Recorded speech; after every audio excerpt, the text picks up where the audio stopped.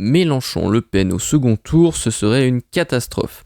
Alors je suis désolé, mais je ne peux pas être plus en désaccord avec cet énoncé. Un second tour Mélenchon-Le Pen, ça aurait au moins 3 avantages indéniables. Le premier, le plus simple, le plus évident, c'est que pour gagner la présidentielle, déjà il faut accéder au second tour. Donc que ce soit Mélenchon contre Attal, Mélenchon contre Philippe, Mélenchon contre Bardella, moi je m'en moque. L'important c'est que Mélenchon arrive au second tour pour ensuite avoir la possibilité de gagner et de pouvoir vraiment changer la vie des gens sur la base du programme de rupture qu'on a.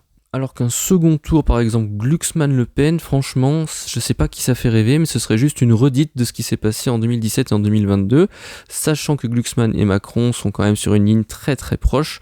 On se rappellera par exemple qu'au Parlement européen, Glucksmann vote à plus de 80% la même chose que les macronistes. Donc accéder au second tour, c'est déjà la possibilité de gagner la présidentielle. C'est quand même l'étape préalable et il n'y en a pas beaucoup à gauche qui peuvent en dire autant.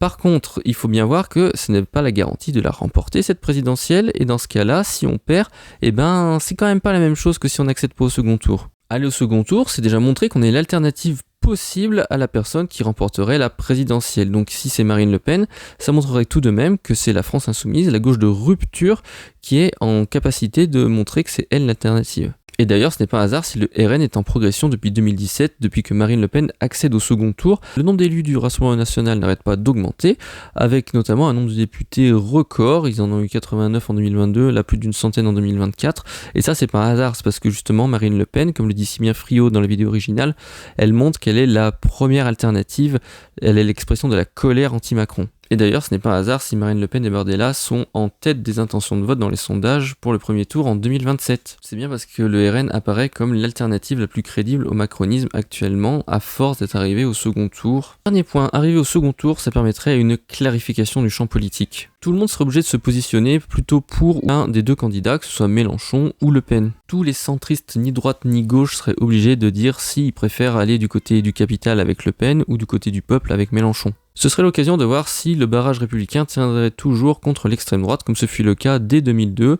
et également en 2024 pour les élections législatives anticipées. On verra également comment se positionnent les médias à cette occasion, ça pourrait être intéressant je crois. Et voilà pourquoi, vis-à-vis de ton commentaire,